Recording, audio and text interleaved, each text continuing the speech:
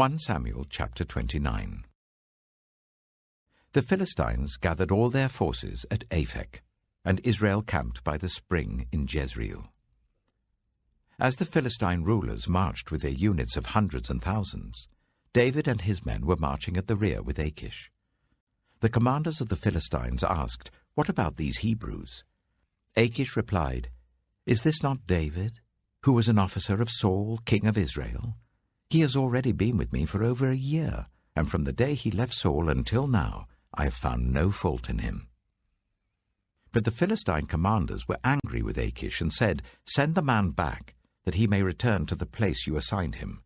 He must not go with us into battle, or he will turn against us during the fighting. How better could he regain his master's favor than by taking the heads of our own men? Isn't this the David they sang about in their dances? Saul has slain his thousands, and David his tens of thousands." So Achish called David and said to him, "As surely as the Lord lives, you have been reliable, and I would be pleased for you to serve with me in the army. From the day you came to me until today, I have found no fault in you, but the rulers don't approve of you. Now turn back and go in peace. Do nothing to displease the Philistine rulers." "But what have I done?" asked David. "What have you found against your servant from the day I came to you until now? Why can't I go and fight against the enemies of my lord the king?" Achish answered, "I know that you have been as pleasing in my eyes as an angel of God. Nevertheless, the Philistine commanders have said, 'He must not go up with us into battle.'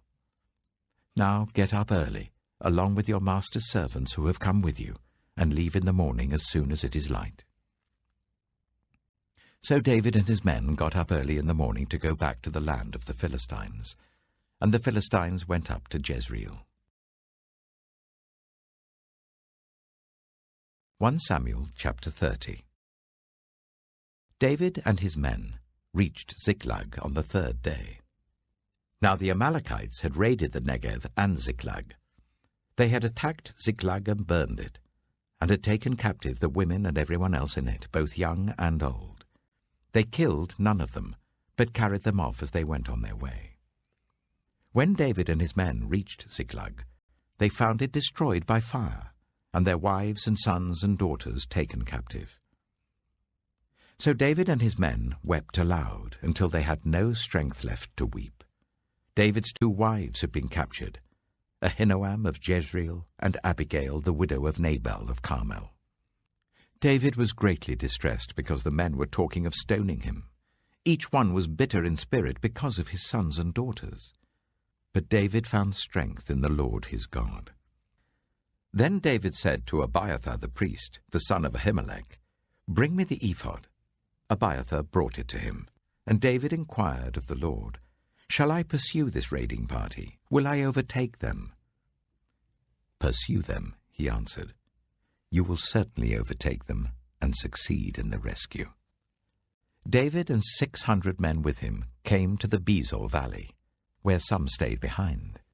200 of them were too exhausted to cross the valley, but David and the other 400 continued the pursuit. They found an Egyptian in a field and brought him to David. They gave him water to drink and food to eat, part of a cake of pressed figs and 2 cakes of raisins. He ate and was revived, for he had not eaten any food or drunk any water for 3 days and 3 nights. David asked him, "Who do you belong to? Where do you come from?" He said, "I am an Egyptian, the slave of an Amalekite. My master abandoned me when I became ill 3 days ago. We raided the Negev of the Kirithites, some territory belonging to Judah, and the Negev of Caleb, and we burned Ziklag." David asked him, "Can you lead me down to this raiding party?" He said, "Swear to me before God that you will not kill me or hand me over to my master, and I will take you down to them." He led David down, and there they were, scattered over the countryside, eating, drinking, and reveling because of the great amount of plunder they had taken from the land of the Philistines and from Judah. David fought them from dusk until the evening of the next day, and none of them got away except 400 young men who rode off on camels and fled. David recovered everything the Amalekites had taken, including his 2 wives. Nothing was missing. Young or old, boy or girl, plunder or anything else they had taken, David brought everything back. He took all the flocks and herds, and his men drove them ahead of the other livestock, saying, "This is David's plunder." Then David came to the 200 men who had been too exhausted to follow him, and who were left behind at the Bezor valley. They came out to meet David and the men with him. As David and his men approached, he asked them how they were. But all the evil men and troublemakers among David's followers said, "Because they did not go out with us, we will not share with them the plunder we recovered. However, each man may take his wife and children and go." David replied, "No, my brothers, you must not do that with what the Lord has given us. He has protected us and delivered into our hands the raiding party that came against us. Who will listen to what you say? The share of the man who stayed with the supplies is to be the same as that of him who went down to the battle. All shall share alike." David made this a statute and ordinance for Israel from that day to this. When David reached Ziklag, he sent some of the plunder to the elders of Judah, who were his friends, saying, "Here is a gift for you from the plunder of the Lord's enemies." David sent it to those who were in Bethel, Ramoth Negev, and Yattah, to those in Aroah, Sifmoth, and Eshtemoa, and Rachal, to those in the towns of the Jerahmeelites and the Kenites, to those in Hormah, Bor-Ashan, Athak, and Hebron, and to those in all the other places where he and his men had roamed. 1 Samuel chapter 31. Now the Philistines fought against Israel. The Israelites fled before them, and many fell dead on Mount Gilboa. The Philistines were in hot pursuit of Saul and his sons, and they killed his sons Jonathan, Abinadab, and Malchishua. The fighting grew fierce around Saul, and when the archers overtook him, they wounded him critically. Saul said to his armor-bearer, "Draw your sword and run me through, or these uncircumcised fellows will come and run me through and abuse me." But the armor-bearer was terrified and would not do it. So Saul took his own sword and fell on it. When the armor-bearer saw that Saul was dead, he too fell on his sword and died with him. So Saul and his 3 sons and his armor-bearer and all his men died together that same day. When the Israelites along the valley and those across the Jordan saw that the Israelite army had fled, and that Saul and his sons had died, they abandoned their towns and fled. And the Philistines came and occupied them. The next day, when the Philistines came to strip the dead, they found Saul and his 3 sons fallen on Mount Gilboa. They cut off his head and stripped off his armor, and they sent messengers throughout the land of the Philistines to proclaim the news in the temple of their idols and among their people. They put his armor in the temple of the Ashtoreths and fastened his body to the wall of Beth-shan. When the people of Jabesh-Gilead heard what the Philistines had done to Saul, all their valiant men marched through the night to Beth-shan. They took down the bodies of Saul and his sons from the wall of Beth-shan and went to Jabesh, where they burned them. Then they took their bones and buried them under a tamarisk tree at Jabesh, and they fasted 7 days.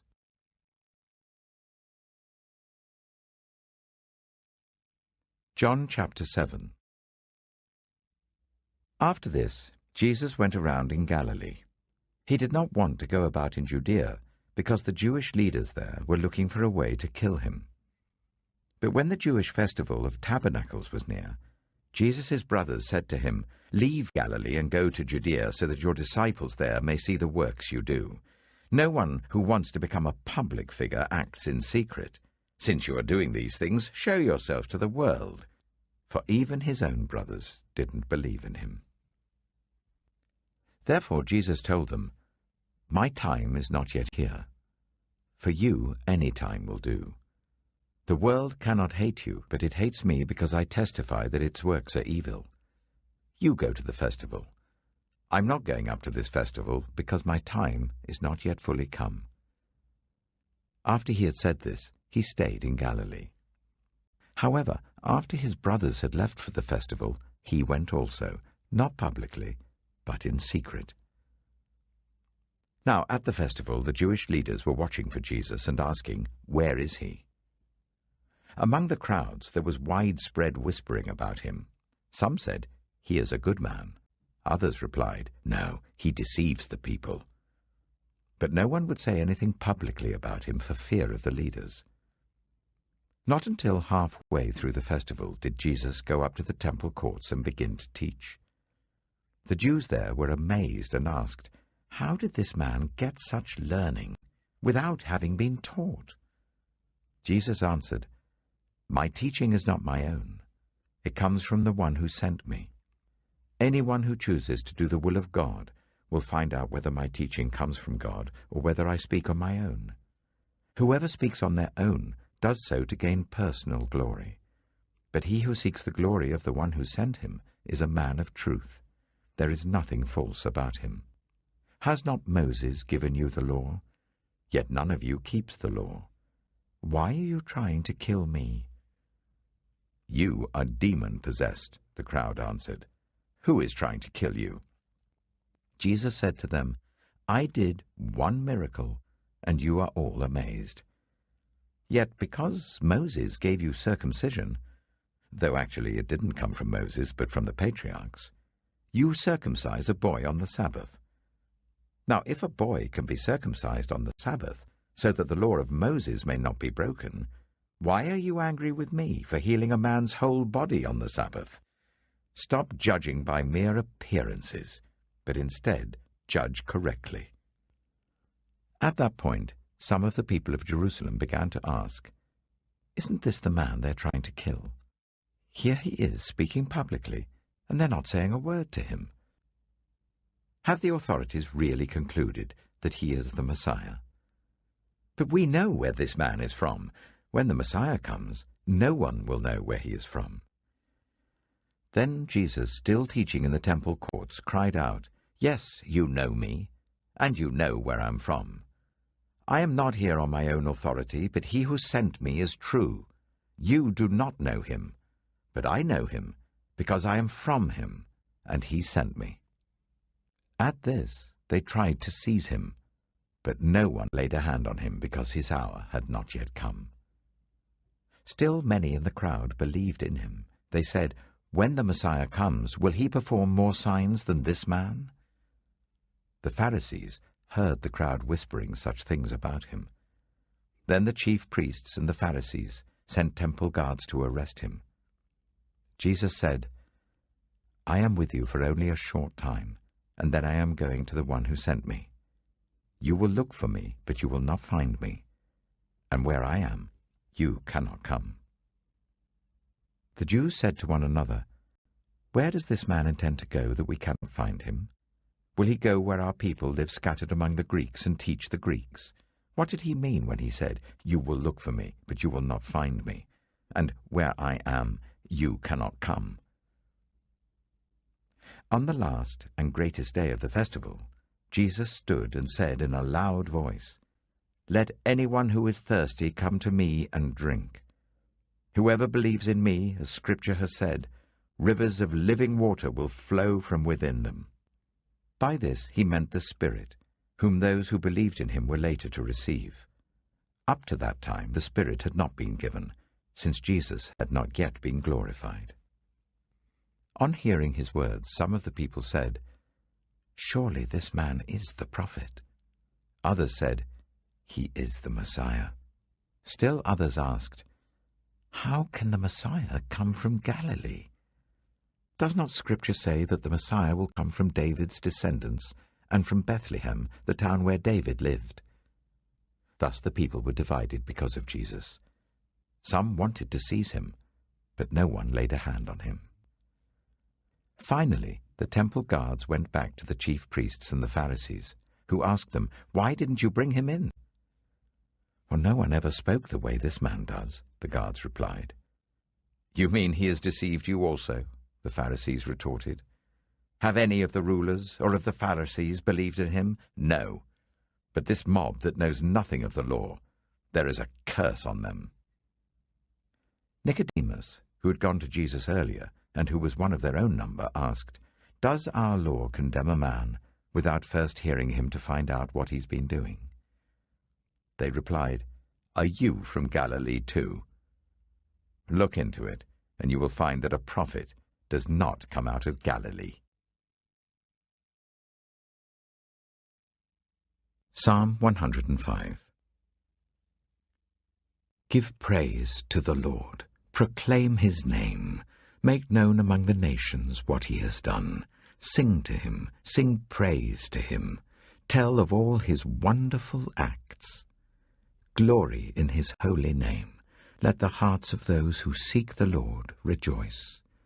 Look to the Lord and his strength. Seek his face always. Remember the wonders he has done, his miracles, and the judgments he pronounced. You, his servants, the descendants of Abraham, his chosen ones, the children of Jacob. He is the Lord our God. His judgments are in all the earth. He remembers his covenant forever, the promise he made. For 1,000 generations, the covenant he made with Abraham, the oath he swore to Isaac. He confirmed it to Jacob as a decree, to Israel as an everlasting covenant. To you I will give the land of Canaan as the portion you will inherit. When they were but few in number, few indeed, and strangers in it, they wandered from nation to nation, from one kingdom to another. He allowed no one to oppress them. For their sake he rebuked kings. Do not touch my anointed ones. Do my prophets no harm. He called down famine on the land and destroyed all their supplies of food. And he sent a man before them, Joseph, sold as a slave. They bruised his feet with shackles, his neck was put in irons, till what he foretold came to pass, till the word of the Lord proved him true. The king sent and released him. The ruler of peoples set him free. He made him master of his household, ruler over all he possessed, to instruct his princes as he pleased, and teach his elders wisdom. Then Israel entered Egypt. Jacob resided as a foreigner in the land of Ham. The Lord made his people very fruitful. He made them too numerous for their foes, whose hearts he turned to hate his people, to conspire against his servants. He sent Moses, his servant, and Aaron, whom he had chosen. They performed his signs among them, his wonders in the land of Ham. He sent darkness and made the land dark. For had they not rebelled against his words? He turned their waters into blood, causing their fish to die. Their land teemed with frogs, which went up into the bedrooms of their rulers. He spoke, and there came swarms of flies and gnats throughout their country. He turned their rain into hail, with lightning throughout their land. He struck down their vines and fig trees, and shattered the trees of their country. He spoke, and the locusts came, grasshoppers without number. They ate up every green thing in their land, ate up the produce of their soil. Then he struck down all the firstborn in their land, the firstfruits of all their manhood. He brought out Israel, laden with silver and gold, and from among their tribes no one faltered. Egypt was glad when they left, because dread of Israel had fallen on them. He spread out a cloud as a covering, and a fire to give light at night. They asked, and he brought them quail. He fed them well with the bread of heaven. He opened the rock, and water gushed out. It flowed like a river in the desert. For he remembered his holy promise, given to his servant Abraham. He brought out his people with rejoicing, his chosen ones with shouts of joy. He gave them the lands of the nations, and they fell heir to what others had toiled for, that they might keep his precepts and observe his laws. Praise the Lord. Proverbs chapter 12. Whoever loves discipline loves knowledge, but whoever hates correction is stupid. Good people obtain favor from the Lord, but he condemns those who devise wicked schemes. No one can be established through wickedness, but the righteous cannot be uprooted.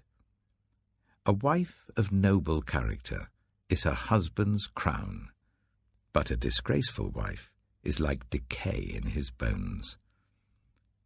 The plans of the righteous are just, but the advice of the wicked is deceitful. The words of the wicked lie in wait for blood, but the speech of the upright rescues them. The wicked are overthrown and are no more, but the house of the righteous stands firm. A person is praised according to their prudence, and one with a warped mind is despised. Better to be a nobody and yet have a servant than pretend to be somebody and have no food. The righteous care for the needs of their animals, but the kindest acts of the wicked are cruel. Those who work their land will have abundant food, but those who chase fantasies have no sense. The wicked desire the stronghold of evildoers, but the root of the righteous endures. Evildoers are trapped by their sinful talk, and so the innocent escape trouble.